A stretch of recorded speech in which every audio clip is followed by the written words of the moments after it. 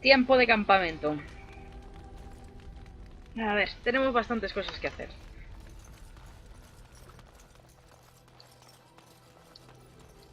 Le hemos quitado la capucha a Morrigan porque, vamos... I await your command.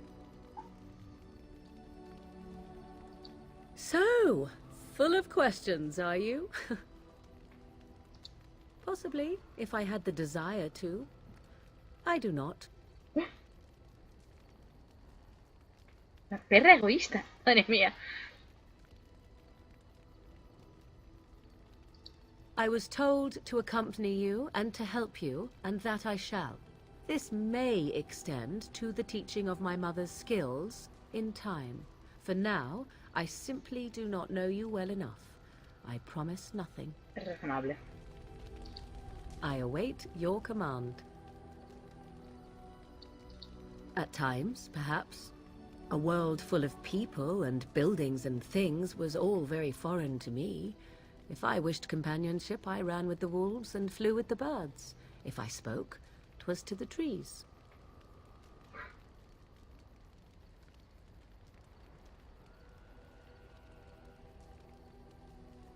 Soy un elfo dalishano. For a time, but one can only remain a child for so long. I recall the first time I crept beyond the edge of the wilds. I did so in animal form, remaining in the shadows and watching these strange townsfolk from afar. I happened upon a noblewoman by her carriage, adorned in sparkling garments the likes of which I had never before seen. I was dazzled. This, to me, seemed what true wealth and beauty must be. I snuck up behind her and stole a hand mirror from the carriage. 'Twas encrusted in gold and crystalline gemstones, and I hugged it to my chest with delight as I sped back to the wilds. Flemeth was furious with me. I was a child and had not yet come into my full power, and I had risked discovery for the sake of a pretty bauble. To teach me a lesson, Flemeth took the mirror and smashed it upon the ground. I was heartbroken. And a foolish one. Flemeth was right to break me of my fascination. Beauty and love are fleeting and have no meaning. Survival has meaning. Power has meaning. Without those lessons, I would not be here today, as difficult as they might have been.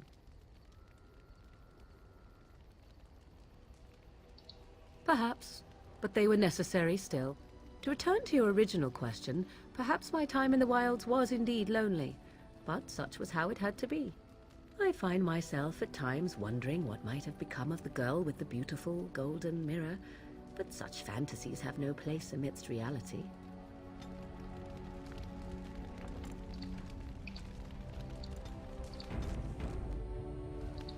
I await your command.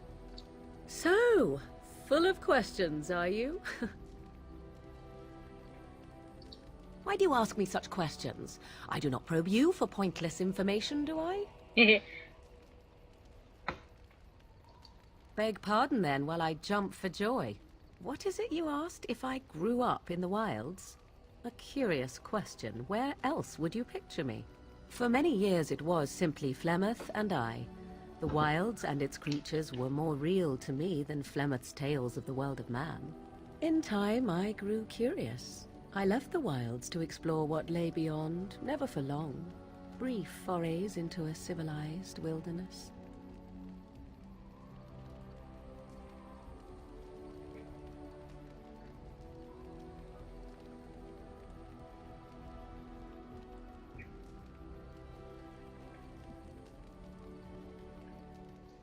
For the most part, Flemeth taught me well. For all that I had been taught, however, the truth of the civilized lands proved to be overwhelming. I was unfamiliar with so much. So confident and bold was I, yet there was much that Flemeth could never have prepared me for.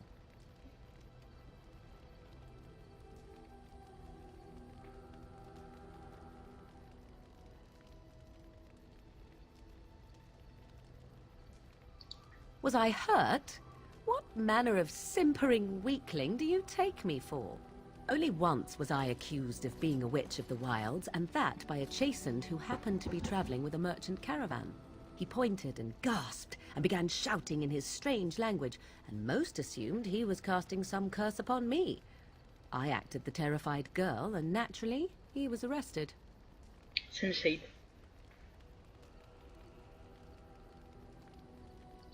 Men are always willing to believe two things about a woman. One, that she is weak, and two, that she finds him attractive. I played the weakling and battered my eyelashes at the captain of the guard. Child's play. The point being that I was able to move through human lands fairly easily. Whatever humans think a witch of the wild looks like, 'tis not I. Not that I did not have trouble. There are things about human society which have always puzzled me, such as the touching. Why all the touching for a simple greeting? Morrigan es fantástica. Do not speak to me of trivialities. Your culture is not so entirely different. There were many nuances that Flemeth could never tell me of. When to look into another's eyes, how to eat at a table, how to bargain without offending. None of these things I knew. I still do not understand it all, truth be told, but then I gave up long ago any hope of doing so. When I returned to the wilds last, I swore to Flemeth that I had no intention of leaving again. Yes, here I am. Well, let's get on with it before the ground opens up and swallows us, yes? Indeed.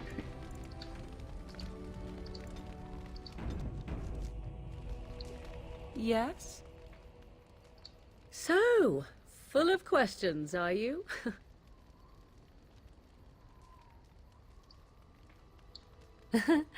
You are very cute to ask so many questions. ¿Sabéis lo que significa eso, no? Me estás empezando a tocar lo que viene siendo el papo moreno. A ver si no te muerdes la lengua antes de que te la arranque yo.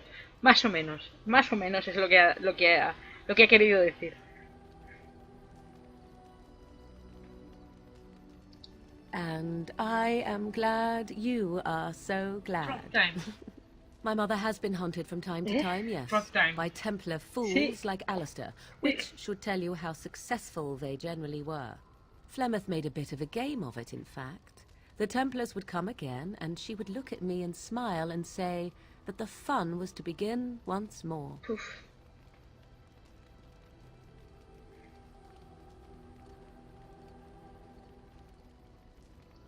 I found the game fun. I was too young to understand the truth behind what was happening. Flemeth would warn them once. 'Twas a warning they inevitably failed to heed. And then the true game began. Often Flemeth would use me as bait. A little girl to scream and run and lure the Templars deeper into the wilds and to their doom. Esto es bastante cruel. 'Twas a game, and I a young girl. If I didn't get to play, I would have been very upset. Thankfully, the wilds is a vast place. Once they found us, Flemeth would simply move us elsewhere, and we would be lost within the forest once again. I did not understand the danger we faced until I was much older. I had never heard of apostates or maleficarum.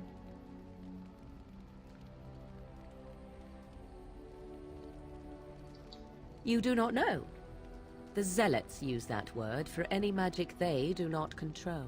The chantry sees any mages not leashed to the circle of magi as apostates.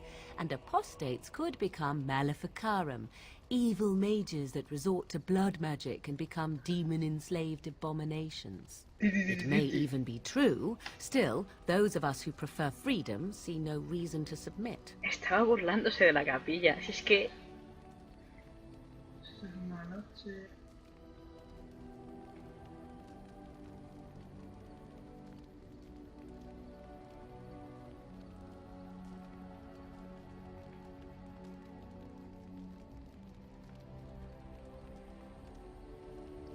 Oh, I hope you are not simply being agreeable. It would be a refreshing change. Enough of this talk. Let us return to the task at hand. No lo soy, de verdad lo pienso. Vaya. ¿Cómo vamos? ¿Cómo va esa aprobación? ¿Cómo va ese...?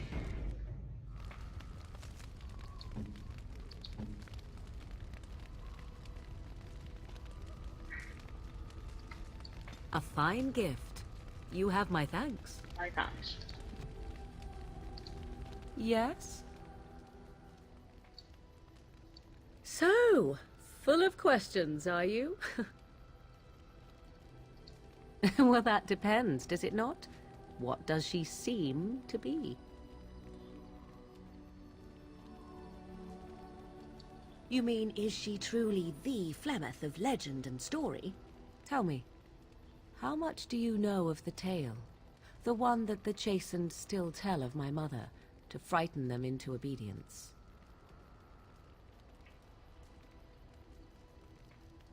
Estoy más interesado, la verdad. I can relay what Flemeth once told me herself, and you can decide whether or not 'tis the truth, Maravilloso. if you desire. Es una frase maravillosa. Sobre que la verdad es bastante relativa. Están los testimonios. Y están las sensaciones. Y poco más.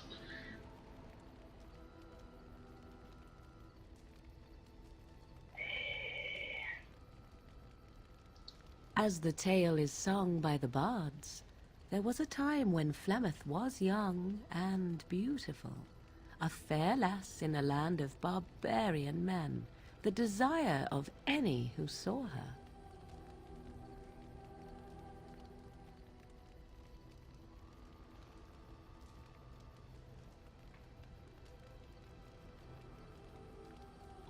Many centuries before this land was even named Ferelden.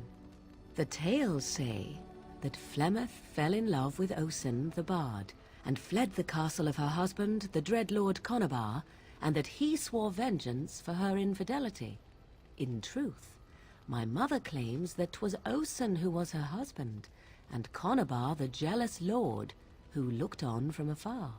Lord Conabar approached young Osen, and offered him wealth and power in exchange for his lovely wife, and Osen agreed.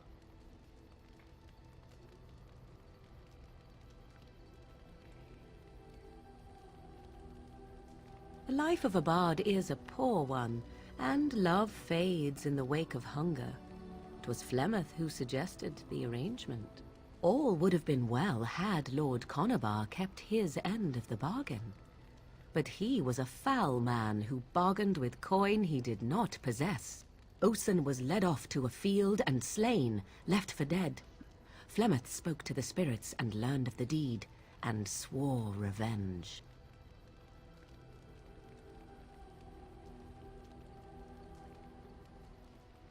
Spirits first, and 'twas they who slew Conabar.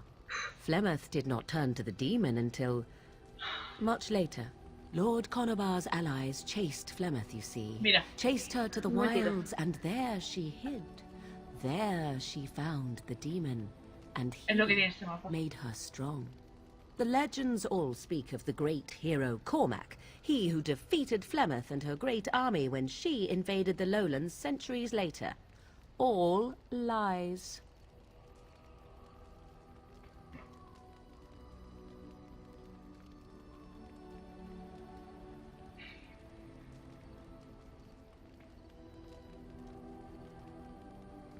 The truth of the matter is that there was never an invasion. As Flemeth tells it, the Chastened never raised an army under her banner, and she never fought with any warrior named Cormac. Cormac led a brutal civil war against his own people, and later claimed it was to vanquish evil that had taken root amongst the lords. Thus, he was hailed a hero. Flemeth was only attached to the legend much later. Perhaps 'twas due to the great war with the Chastened that eventually came, but Mother claims not to know how it began. Todo tiene bastante sentido. No en el universo de... el farel ni demás, sino, digamos, en la red social vida real.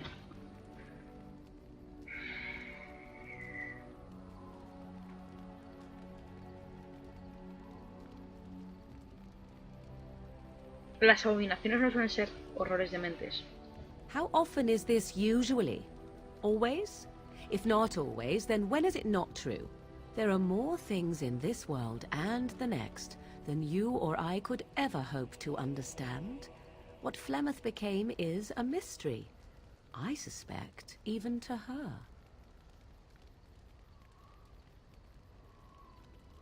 Qué curioso. ¿Te crees su versión?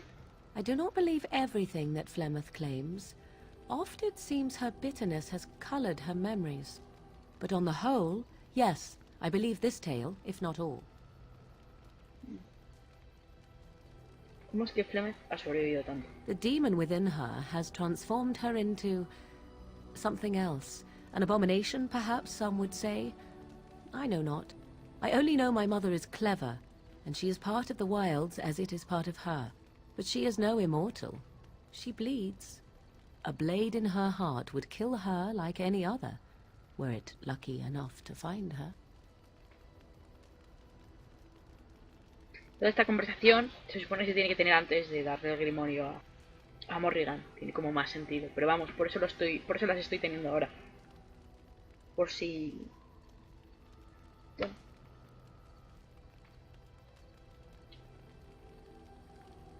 Por si nos encontramos alguna otra incoherencia. O evento que tendríamos que haber desarrollado antes. You ask if I have sisters. I have asked of this myself. The stories tell of many witches of the wilds after all, not just the one. And these tales existed long before I did. Flemeth refuses to speak of other daughters, if they existed. So, should I believe I am her first? I doubt that too. ¿Por qué se negaría a hablar de ellas? The Chastened tell of a falling out between Flemeth and her daughters. They say that one day she hunted them all through the wilds and ate their hearts. It may be true. I have never seen another witch or heard of one. Perhaps one day Flemeth will eat my heart as well. Pero si es que lo tiene súper asumido. Esto es antes de que le des el grimorio, ¿eh? Todas estas conversaciones. Vamos, se pueden desarrollar antes de que le des el grimorio y sepa todo esto. De que posee Flemeth el cuerpo de sus hijas. Y así es como ha sobrevivido. Tú fíjate lo perspicaz que es, ¿no? Y la frialdad con la que habla de todo esto. O sea, tú fíjate lo absolutamente terriblemente solo que tienes que estar en la vida si la persona que te ha criado y todas estas cosas, la única persona con la que has interactuado prácticamente toda tu vida, pues asumes que en algún momento pues probablemente también acabará contigo. Ya está. Está claro que quieres ponerlo fin. O sea, la conversación del que tuvimos con ella en el vídeo anterior, creo que fue en el vídeo anterior. Bueno, cuando le damos el grimorio, pues es de que esto es así, o sea, ya no es una ya no es solo una hipótesis. Solamente parece ser que sí, es cierto. Pues, por favor, vamos a matar a esta mujer.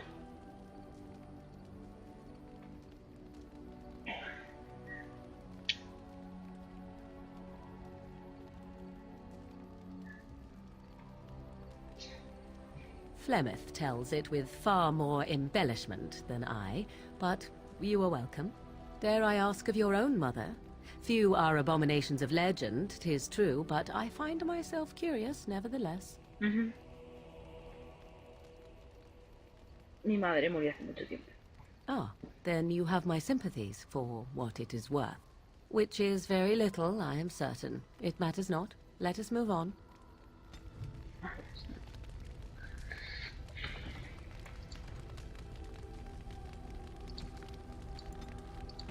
Creo que esta operación no me ha subido a ningún punto.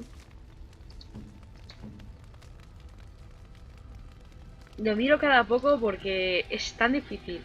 O sea, no es difícil subirla, pero como estamos aquí en una...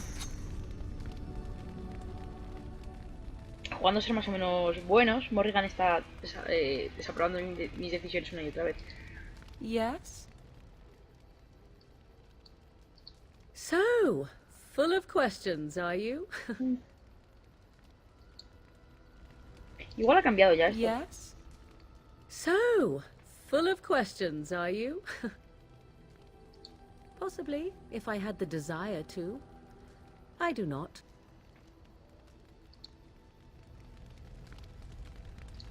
Yes? We're in camp, so 'tis as good a time as any. LOL.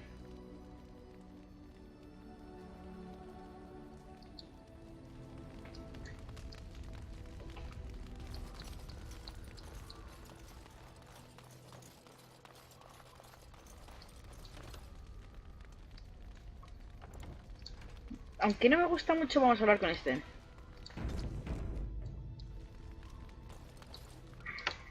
You called. Yeah. I am hardly surprised. I was sent to be the eyes of the Antam. The Arishok asked what is the Blight.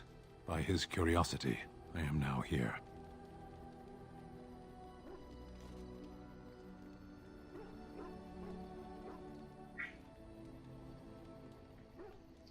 Yes. Never. I cannot go home. It doesn't matter now. Can we move on? We keep the darkspawn waiting. Speak, then. Then I suggest we move on. I am hardly surprised. To put it lightly, no one has a place here. Your farmers wish to be merchants. The merchants dream of being nobles, and the nobles become warriors. No one is content to be who they are. La sociedad de los Kunari todos tienen un rol asignado del que no pueden salirse. Tienen la elección de tomarlo o dejarlo. Si lo dejan, es muerte. Pero bueno, tienen esa elección. Son entre comillas libres. Ellos dicen que son libres de elegir.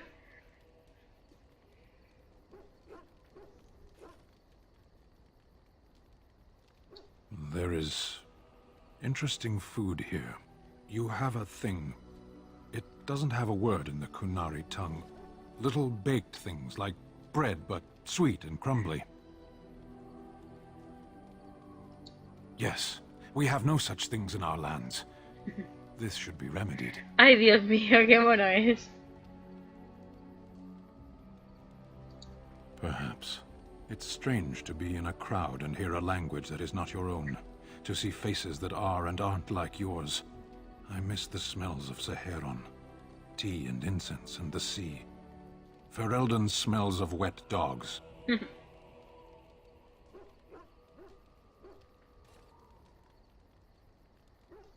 What does that accomplish? The farmer who buys a shop is never a merchant. He is always a farmer turned merchant. He carries his old life with him as a turtle carries its shell.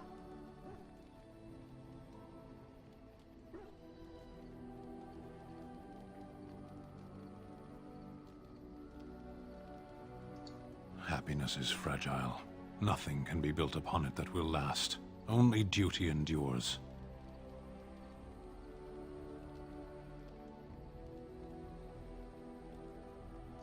You can learn to find it in doing your duty, in serving your people. There is no need to search for it. Shall we move on? Speak, then. Then I suggest we move on. As you wish.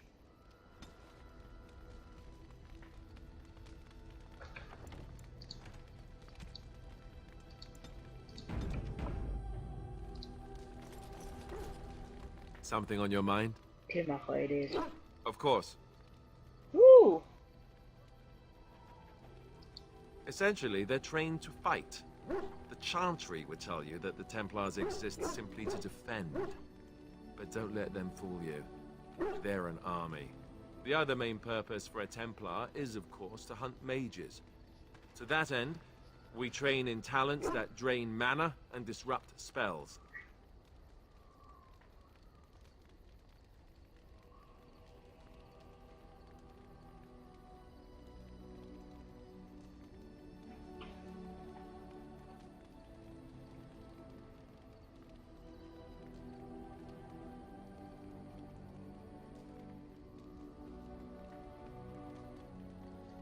You'd think that, but it's not so. The Chantry keeps a close rein on its Templars. We are given lyrium to help develop our magical talents, you see. Which means we become addicted. And since the Chantry controls the lyrium trade with the dwarves, well, I'm sure you can put 2 and 2 together. Well, they do it, and they feel perfectly justified. You don't need lyrium in order to learn the Templar talents. Lyrium just makes Templar's talents more effective. Or so I was told. Maybe it doesn't even do that. The Chantry usually doesn't let their Templars get away either, so they can spread their secrets. I'm a bit of an exception. Lucky me. Like you. Something on your mind? Of course. Others, yes, but not yourself. I need someone who's trained first as a warrior. It's as much about discipline as anything. I guess if I'm going to give up Chantry secrets, I may as well go all the way. Send whoever you want trained to me in camp, and I'll see what I can do. Se mira la mano en plan, is this a fan? Something on your mind? ¿Qué majo? Of course. Have you seen the uniform? It's not only stylish, but well made. I'm a sucker for good tailoring.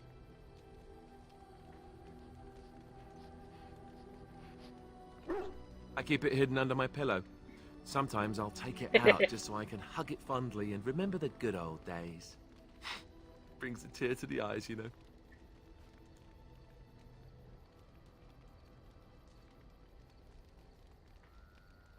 You don't really want to know about my being a Templar, do you? It's really quite boring.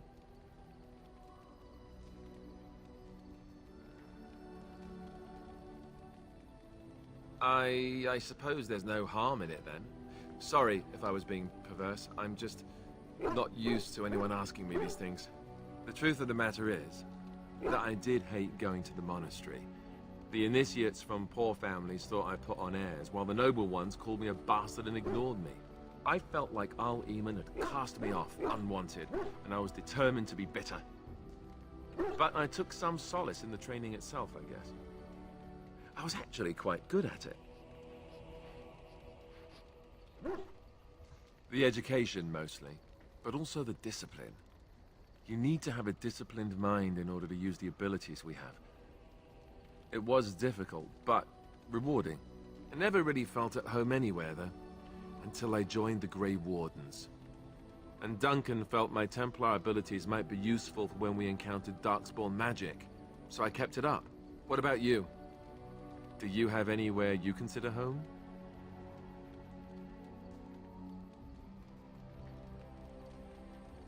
Tres. We won't always be traveling like this, you know. Once the war is over, once the Blight is... well, a time will come when we'll have to think about having a real home again. Though that seems like a far ways off. And I suppose the Grey Wardens are gone for good. Either way.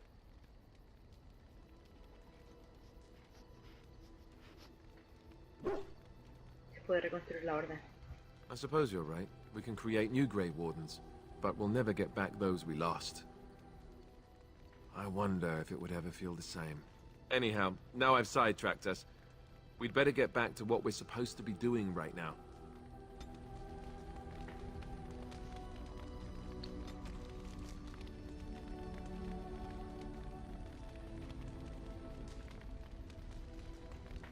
Tenemos que leer el 72. ¿Esto por qué tenemos que leer? Something on your mind? Y a mí... Of course. A ver, te estoy dejando que ellos expliquen un poco más el lore y tal. Porque tiene una voz mucho más bonita que la mía. No se traban. está animado. Such as they are.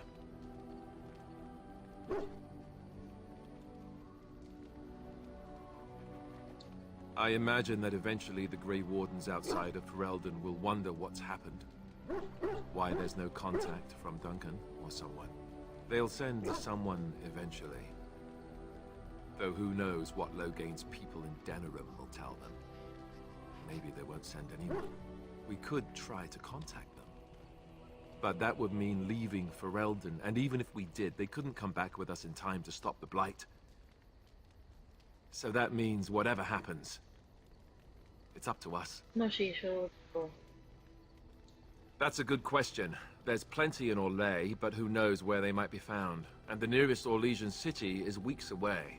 If we go north and cross the sea, there's bound to be some in the Free Marches.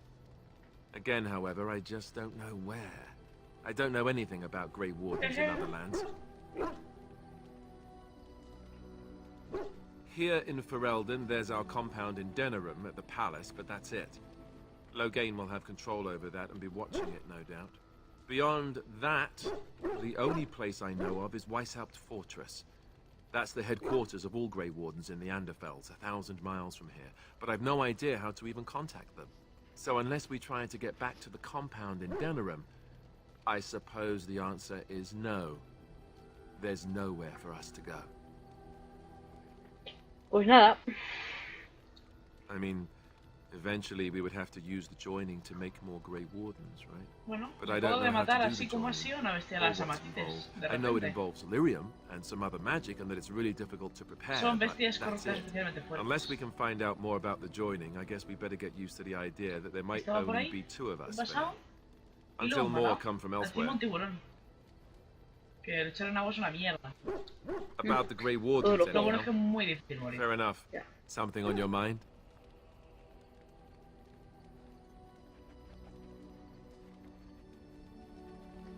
Of course.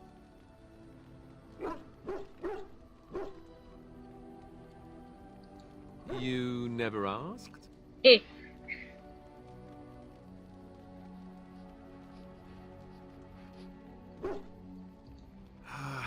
All right.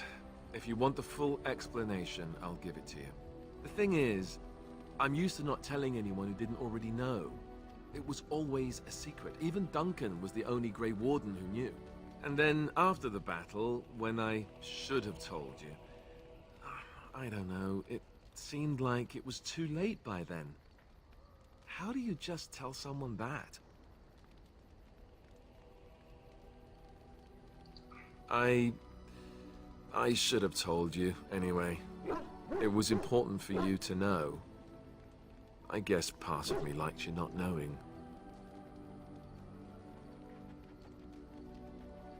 It's just that anyone who's ever found out has treated me differently afterwards. I was the bastard prince instead of just being Alistair. I know that must sound stupid to you, but I hate that it shaped my entire life. I never wanted it, and I certainly don't want to be king. The very idea of it terrifies me.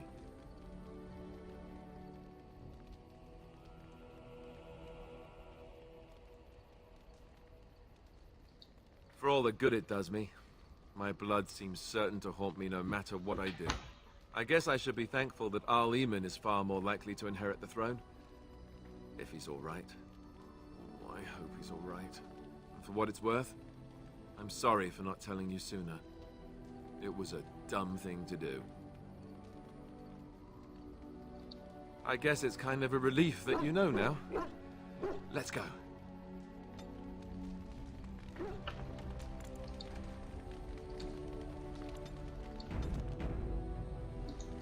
Something on your mind?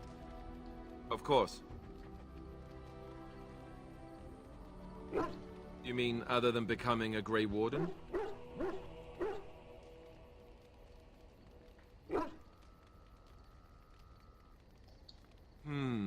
You know, I asked Duncan this too, and all I got was, "You'll see." yo sí.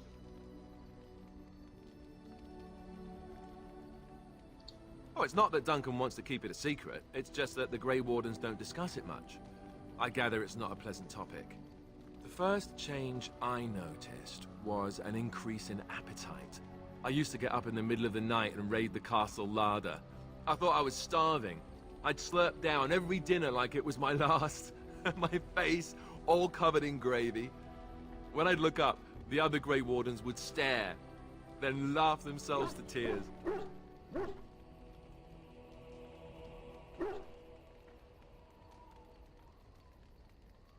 Really? I saw you eating dinner the other day. Savage.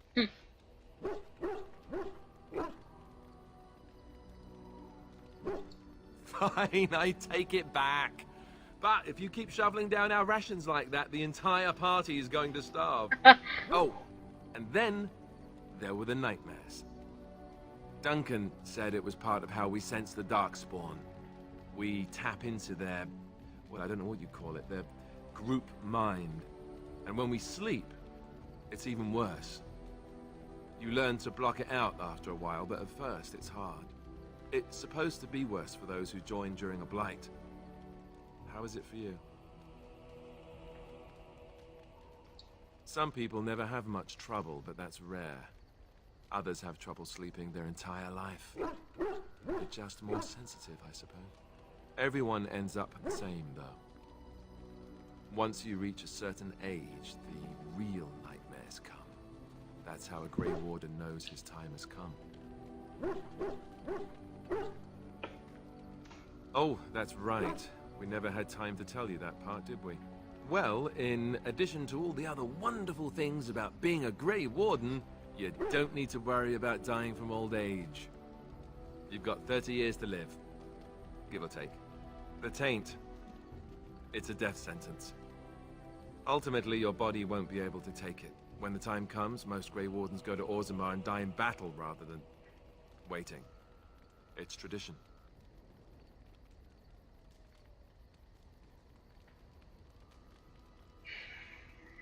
Pues aquí está una de la respuesta a una de las preguntas que yo tenía.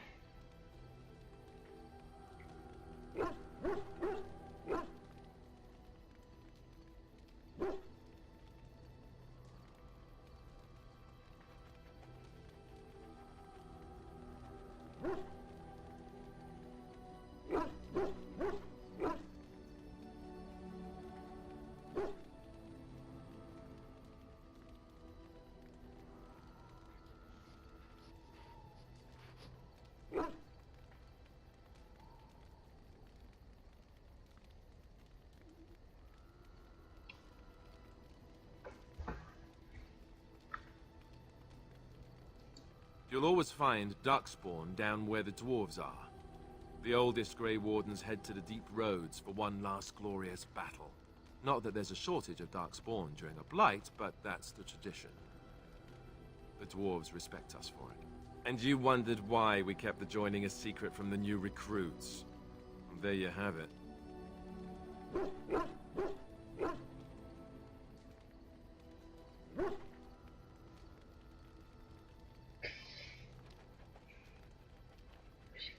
You know, Duncan, he started having the nightmares again. He told me that in private.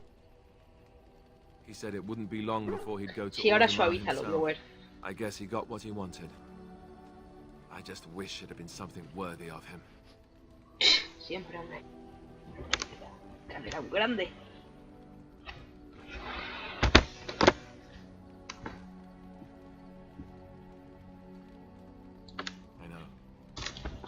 Ending the blight should make this all worthwhile, right? Uh-huh.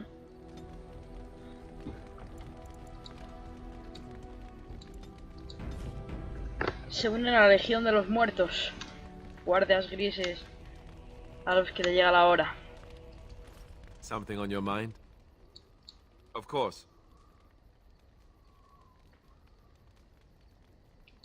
I didn't know them for very long, but I guess it was longer than you. You never met them all, did you? They were quite a group. Actually, they felt like an extended family since we were all cut off from our former lives. We also laughed more than you'd think. There was this one time... Well, you probably don't want to hear stories about men you didn't know. There was one Grey Warden who came all the way from the Anderfells. What's his name? Gregor. He was a burly man with the biggest, fuzziest beard you've ever seen. And the man could drink. He drank all the time, but he never got drunk. Finally, we all made a pool to see just how many pints it would take to put him under the table. Sometimes, we were kin of a sort. All of us had gone through the joining, so we knew... Well, anyhow, it doesn't have to be deadly serious all the time. Anyhow, we never did find out. He said he'd drink a pint for every half pint that the rest of us drank. He was still going by the time the rest of us were passed out. I'm told that Duncan walked in later on and saw us all passed out from one end of the hall to the other, and Gregor still drinking. Duncan laughed until he nearly... Until...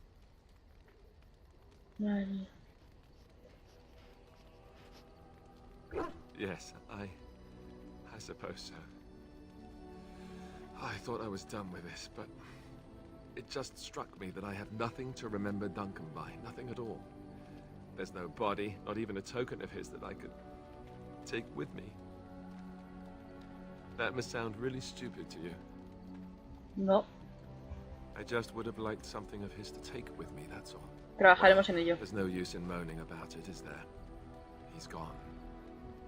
Let's just go.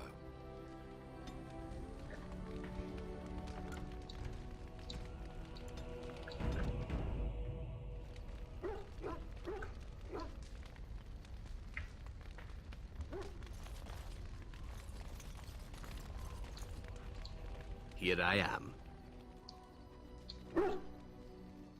Oh, this should be good. Go ahead. Well, the crows would have you believe that it is an involved process that takes years of training. The sort that tests both your resolve and your endurance. Survive that process and maybe, just maybe, you're good enough to start being considered one of them. But quite frankly, the truth is that all it requires is a desire to kill people for a living. It's surprising how well one can do in such a field.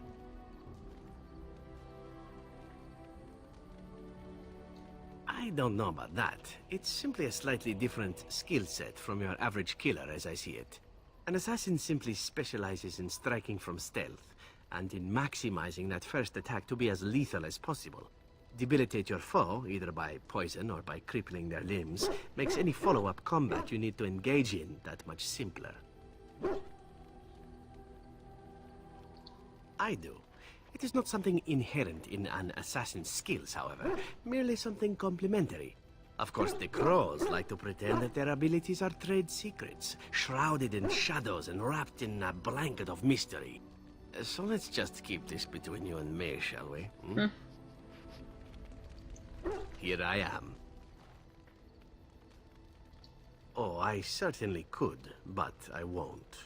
I swore to the crows that the things they taught me were to remain a secret. And while, yes, they are already angry at me, I'd rather not push things, you see. You need to learn the arts of the crows in order to slay Darkspawn, do you? You seem to be doing fine as it is. If you are truly insistent, well, let me think about it. The crows are already angry at me, yes? Who knows? Here I am. I'm still thinking about it. I don't yet want the crows to actively hunt me, you see. Maybe later. Here I am. Oh, this should be good. Go ahead.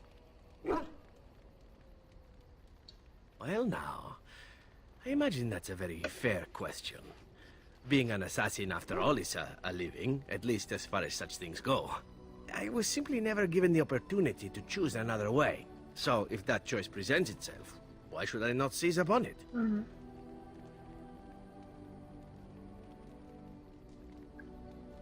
Now that you mention it, I am not entirely certain. I was but a boy of 7 when I was purchased. For 3 sovereigns, I'm told. Which is a good price, considering I was all ribs and bone and didn't know the pommel of a dagger from the pointy end. The crows buy all their assassins that way. Buy them young, raise them to know nothing else but murder. And if you do poorly in your training, you die.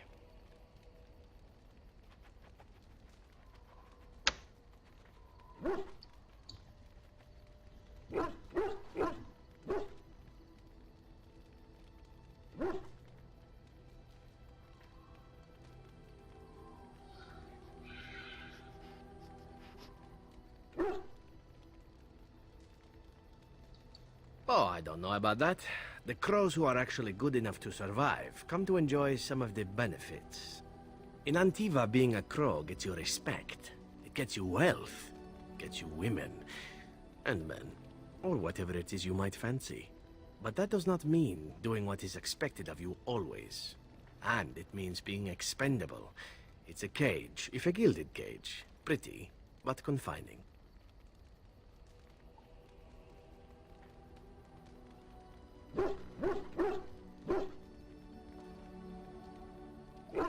I fancy many things. I fancy things that are beautiful, and things that are strong. I fancy things that are dangerous and exciting. Would you be offended if I said I fancied you? Acabamos de conocernos, me has intentado matar hace un rato. ¡Guau!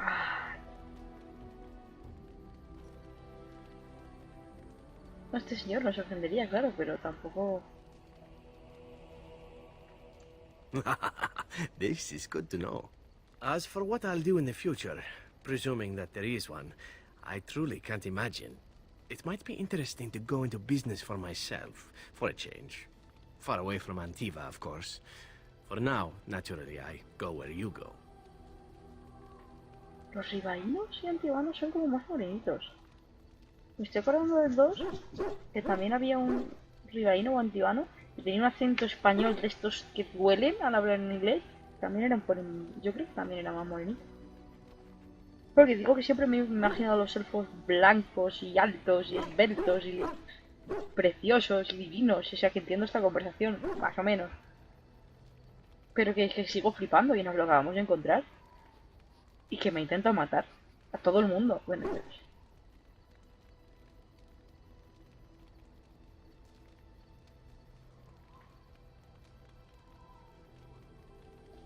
And here I am, happy to be had. Isn't it wonderful how things work out that way? Come now, enough chit-chat. Talking about the crows summons them, you know. Any Antivan fishwife could tell you so. Que digo que... más 12. Que digo que... wow. Qué piquito de oro tiene. No sé, se guarda, no sé si he hecho bien. Tendré que quitar más partidas. All right, but I get to stare at you luridly while you do so. Dios. And why not? There are many things to enjoy about being a crow in Antiva. You are respected, you are feared, the authorities go out of their way to overlook your trespasses, even the rewards are nothing to turn your nose up at. As for the killing part, well, some people simply need assassinating. Or do you disagree? Do you disagree?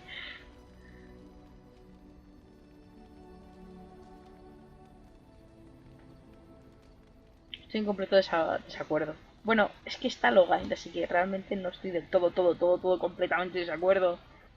Now there's an interesting word, innocent. How many men do you know who can claim to be truly innocent? But if you're talking generalities, such as children and relatives and bystanders and such, never on purpose. But it happens. It's unfortunate, but death comes to us all. If not me, then some wasting disease, or a fall down the stairs, or at the hands of a darkspawn. It's all relative in the end.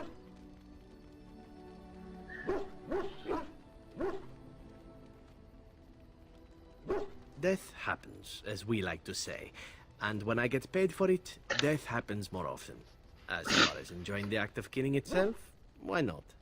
There is a certain artistry to the deed, the pleasure of sinking your blade into their flesh and knowing that their life is in your hands.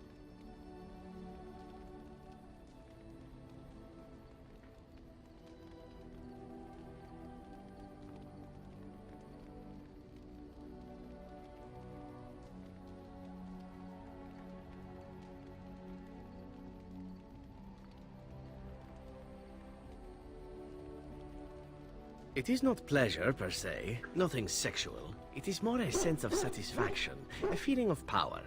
Does that make sense? No matter. There are many things I did not enjoy about being a crow, of course. Having no choice, being treated as an expendable commodity, the rules. Oh, so many rules. But simply being an assassin, I like it just fine. I will continue to do it if I can, even if I am not a crow. Honestly, could you picture me doing something else?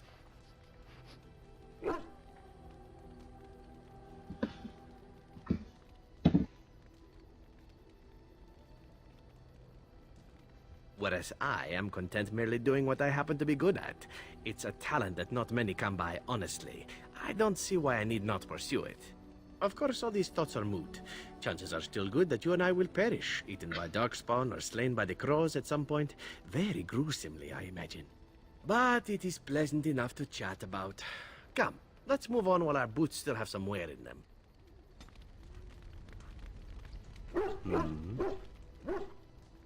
All right, but I get to stare at you luridly while you do so. My adventures? I'm hardly an old man just returned from across the ocean, am I? Should I shake my fist at nearby children while I talk about the good old days?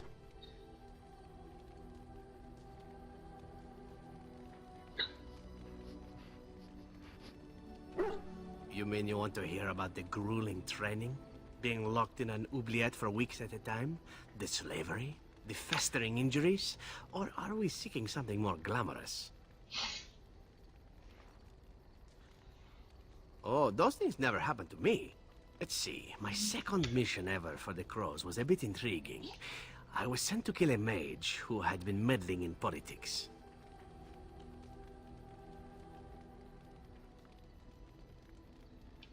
In Antiva, nobody is too important to escape the reach of the Crows. They've killed kings and queens. That is simply how it is. As it turned out, the mage in question was quite a delightful young woman. Long, divine legs, as I recall. I caught her in a carriage on her way to escape to the provinces. After I killed her guard, she got down on her hands and knees and begged for her life. Rather aptly, I might add. So I joined her in the carriage for the night and left the next morning. Well, yes, twice, actually. Then she decided to try and use me instead.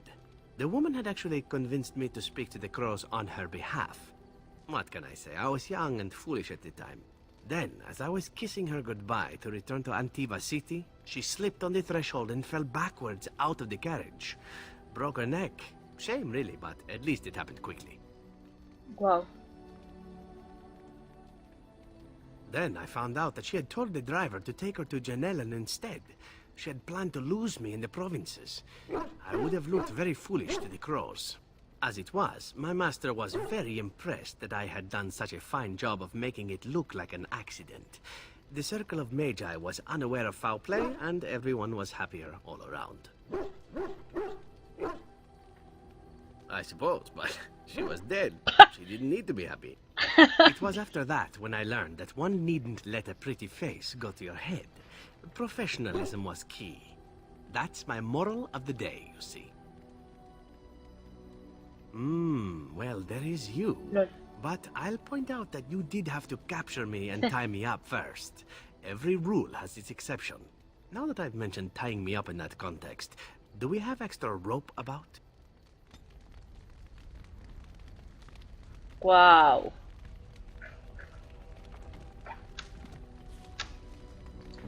Creo que no me van los asesinos.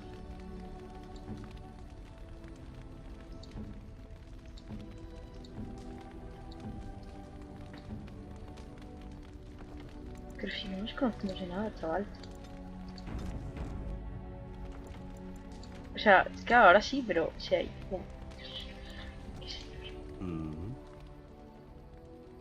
All right, but I get to stare at you luridly while you do so. Again, well now, what might interest you, I wonder? Shall I describe the stages involved with Lanthrax poisoning? I watched a man go through all 7 once. No, I'll not inflict that upon you just yet. Let's see, how about the largest battle I ever took part in? That would have been the slaughter of Prince Azrin. Did you hear of that down in these parts? No.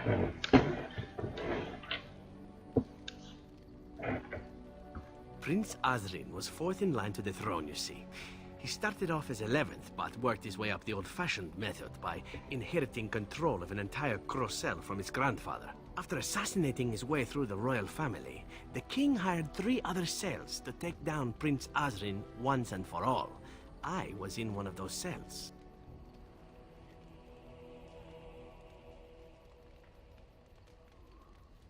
Prince Azrin was too powerful.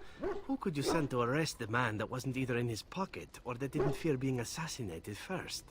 Antivan royalty is very much bound up in the Crows. You wouldn't want it run by a bunch of commoners, after all, would you? And this means they get involved in politics quite often. This particular fight nearly bankrupted the nation, I understand. It almost ended up putting a Crow on the throne, a commoner. But that's a whole different story. I played a very small part. My part in the entire battle was taken up trying to reach Princess Verina, who had thrown in with her brother. I killed about 11 of her guards personally before I got knocked out of a window. I landed in a river and nearly drowned. I was fished out by some urchins who robbed me blind. Made off with my boots, too. At least they didn't cut my throat. And that was my part in history.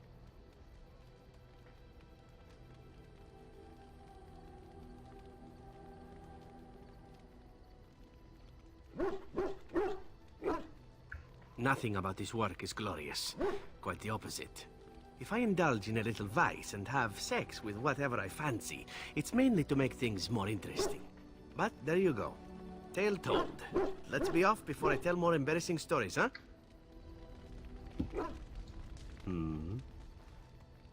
All right, but I get to stare at you luridly while you do so. Well, the only one that's really worth telling is the story of the mission right before I came to Ferelden. But no, I would rather not. I shouldn't have said anything. Nothing that I would prefer to speak of. Perhaps another day, I'm sorry.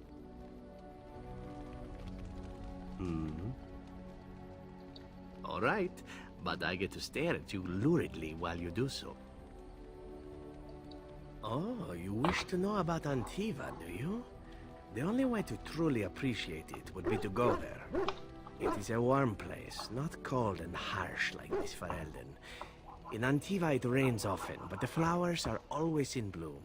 Or so the saying goes. It's not really a matter of wanting to go back. I cannot go. At least not yet. I hail from the glorious Antiva city, home to the royal palace. It is a glittering gem amidst the sand, my Antiva city. Do you come from someplace comparable?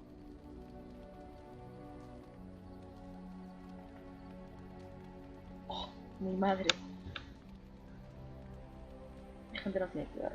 Ah, yes, of course. The wandering life of the Dalish. That truly is better. I'm jealous. You know what is most odd? We speak of my homeland, and for all its wine and its dark-haired beauties and the lilo flutes of the minstrels, I miss the leather the most. It may as well be. But not this once, no. I mean the smell. For years, I lived in a tiny apartment near Antiva City's leather-making district, in a building where the crows stored their youngest recruits, packed in like crates. I grew accustomed to the stench, even though the humans complained of it constantly. To this day, the smell of fresh leather is what reminds me most of home more than anything else. Oh, not so long, I know. It is my first time away from Antiva, however, and the thought of never returning makes me think of it constantly. Before I left, I was tempted to spend what little coin I possessed on leather boots I spotted in a store window. Finest Antivan leather, perfect craftsmanship. Ah, but I was a fool to leave them. I thought, Zevran, you can buy them when you return as a reward for a job well done. More the fool I, no?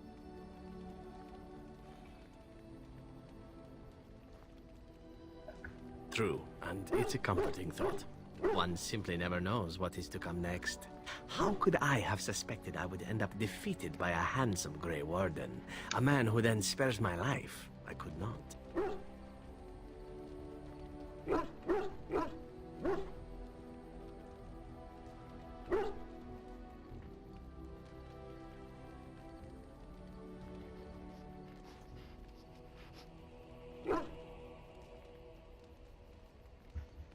Perhaps that was a poor choice of words. True, though it is. Do you object?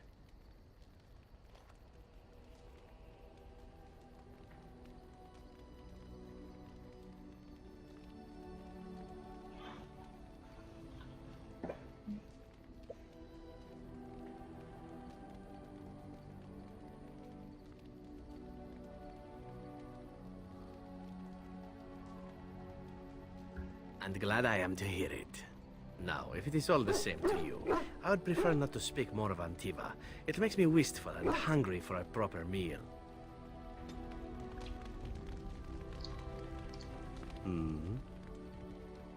All right, but I get to stare at you luridly while you do so.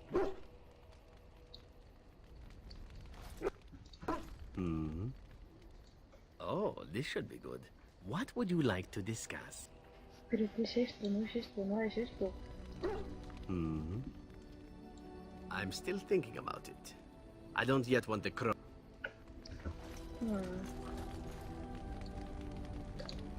Something I can help with? Yes? What's on your mind?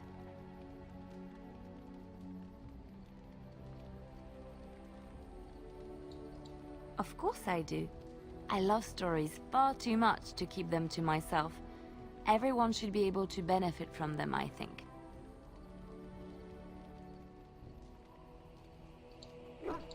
I know one, told to me by my mother a long time ago.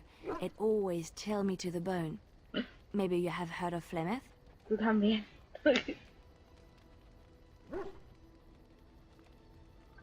Are you sure? Was she the Flemeth of legend? Flemeth, the devourer of men? Flemeth, mother of witches? Flemeth, demon-touched, who dwells in the mists? Demon-touched.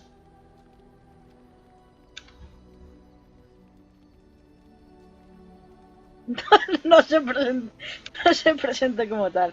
Ferelden mothers scare their daughters with talk of Flemeth. They say that if you're bad, Flemeth will spirit you away and bind you to her forever. They also say that Flemeth mourns her lost beauty and will steal yours through your looking glass if she catches you.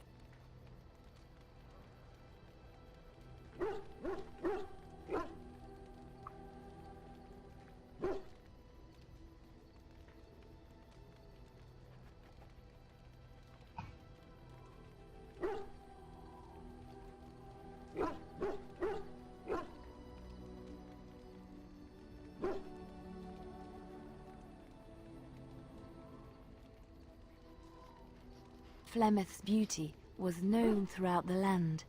She had hair like unto a moonless night, skin as pale as winter's first snow, and eyes as beautiful and perilous as the sea. When she came of age, she came to the attention of the Lord of Highever, Conobar, and he took her for his wife. Conobar soon learned that his young bride had the gift of magic. He kept this a secret, for he feared that she would be taken from him. Flemeth stayed with Conobar for some years, and with his blessing, she practiced her art. And then one day, a young poet named Osen came to the castle. Flemeth was captivated by Osen's voice, and he by her beauty, and they fell in love.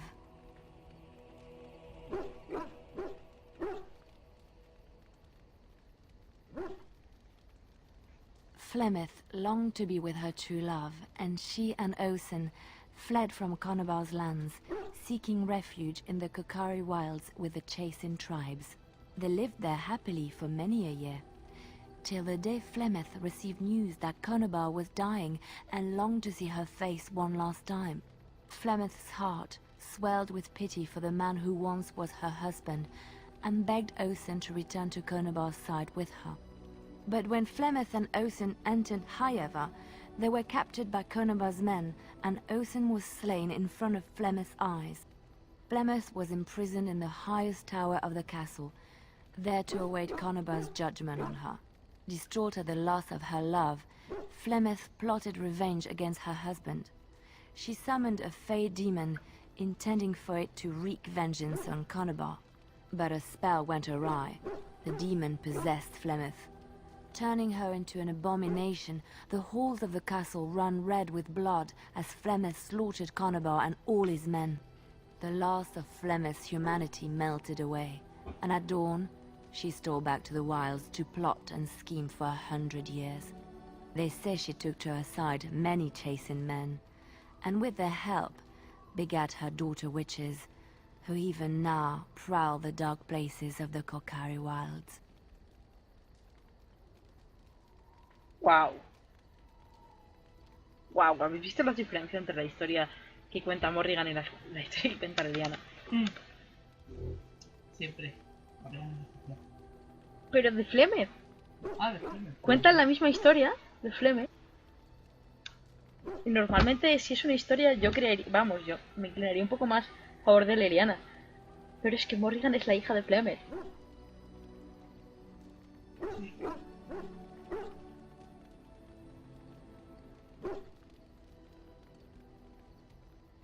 Of course, Orlesians enjoy telling stories. I shall tell you my favorite tale of Aveline, the Knight of Olay. A long time ago, a girl child was born to a farmer. He had hoped for a son, not a daughter, and so he told his wife to abandon the child in the woods. Before the cold could claim her, the baby was found by a tribe of Dalish elves who took pity on the poor mewling thing and raised her as their own. Aveline, for that is what they called her, grew strong and quick and clever under the guidance of the elves. She learned to wield the sword as well as any man, could kill a deer with an arrow at 100 paces, and was as graceful on the back of a horse as she was on foot. Aveline's Dalish guardians saw that she could easily best any Orlesian chevalier in battle, and wanted to show the cruel humans the child they had left to die. They bestowed upon her a fine horse and armor, and sent her to prove herself to her people in the grand tourney. Now in those days, no woman was allowed to take up arms, let alone compete in the grand tourney, but Aveline kept her helmet on and was not discovered. Aveline won many events and gained the approval of the adoring crowd. Eventually, she came face to face with the knight Kaleva in the grand melee. Aveline had already bested him in the joust, and Kaleva was determined not to lose a second time. Out of desperation to regain his honor, Kaleva tripped Aveline and tossed her to the ground, ripping off her helmet as he did so. Silence fell upon the arena as Aveline was revealed. Kaleva declared the previous competitions invalid. A woman had taken part, and this was not allowed. But the crowd cheered for Aveline. Kaleva was furious, for he had lost to a woman and was now being shamed. Blinded by his rage, he forced Aveline to her knees. "Know your place, woman," cried he, and slit her throat. Wow. The son of the king, Prince Freyan, was present. He recognized Aveline's skill and bravery and began to see the injustice done to the women in his land. When he was made king, he rewrote the laws of Olay so that women could also become chevalier. He honored Aveline and knighted her after her death. And to this day, any female who is knighted reveres Aveline the Brave, for she is the patron of all women chevalier.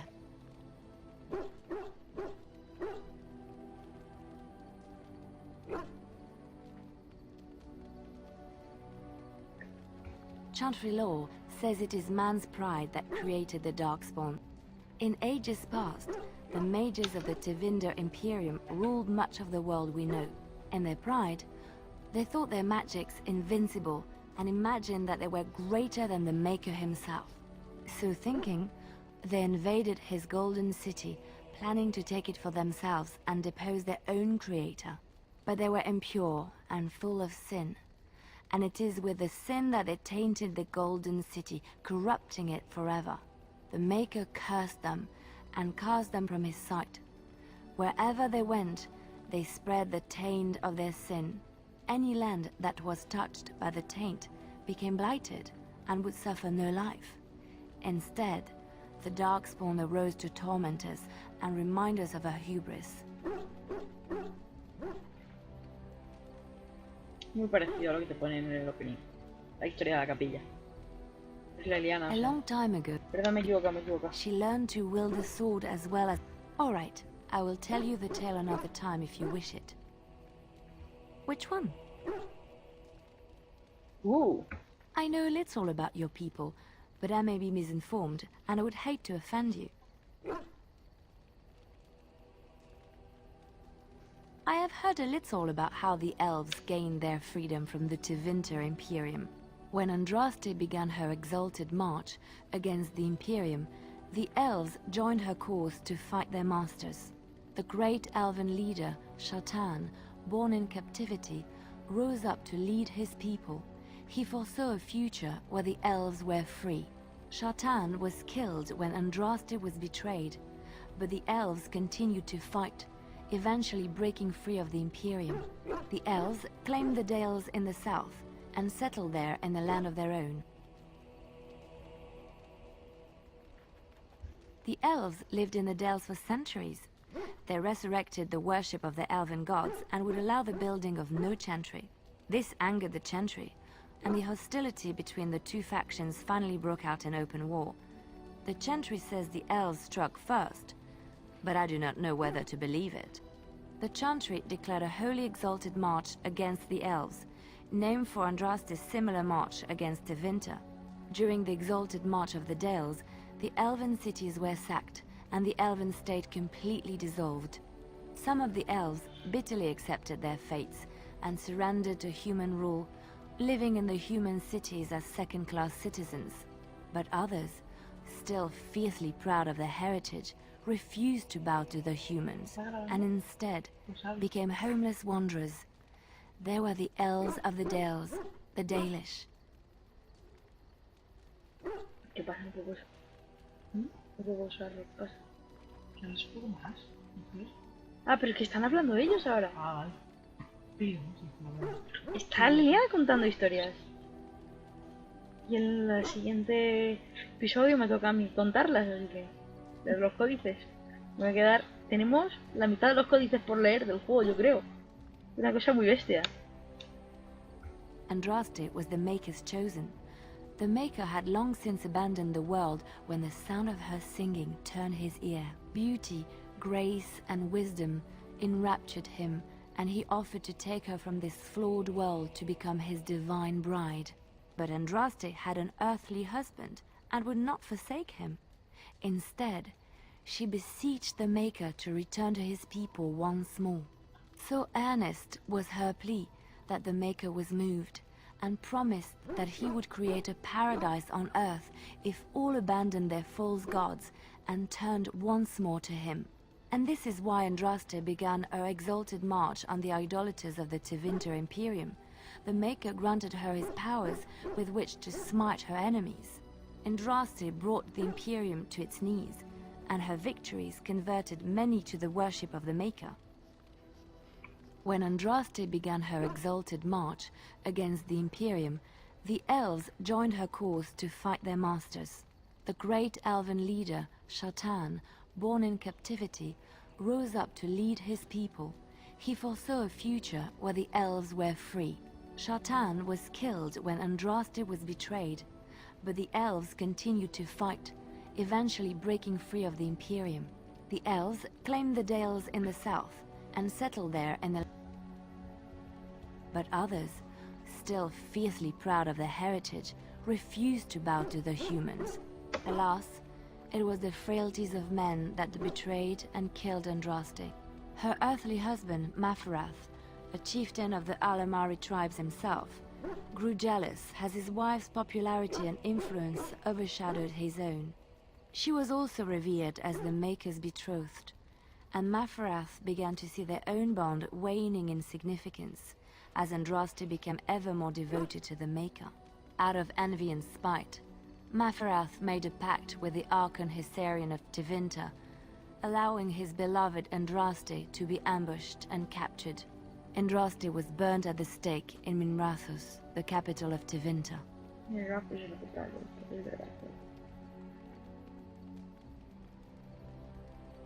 I have thought on this too. Did he withdraw his sight from her at that moment? Where were all the powers he bestowed upon her? This question has come to me many times, and I have no answer. Perhaps there was no way for Andraste to return to the Maker but through her death. We will never know for sure. Esto es súper interesante, la verdad. Something I can help with? Yes? What's on your mind?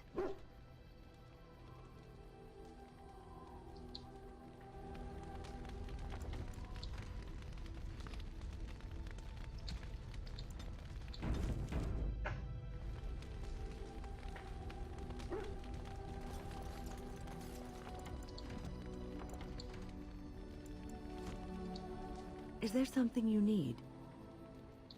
I will answer to the best of my ability. Nada. Is there something you need? I will answer to the best of my ability.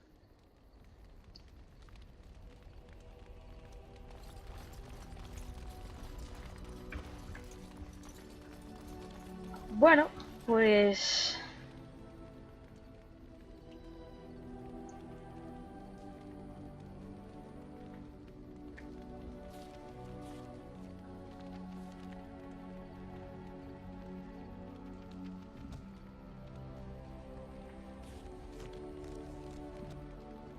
vamos a ir dejándolo aquí. Aquí hay un comando que era para quitar la barra. Este. Con miniatura, macho, la voy a poner. Ay, ¿cuál era? Bueno. Nada, lo vamos a dejar aquí. En el siguiente episodio vamos a leer todos estos códices. Estos códices. Y el 72 también, es verdad. Uf.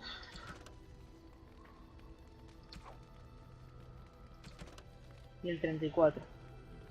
Voy a dejar...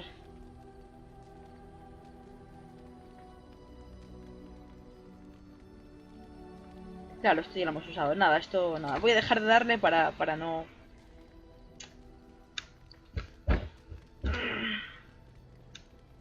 Para que no se me abran más códigos. Que si es el primero y no lo he leído, pues ya no me sale como marcado. Así que nada, el siguiente es de lectura. Hasta entonces.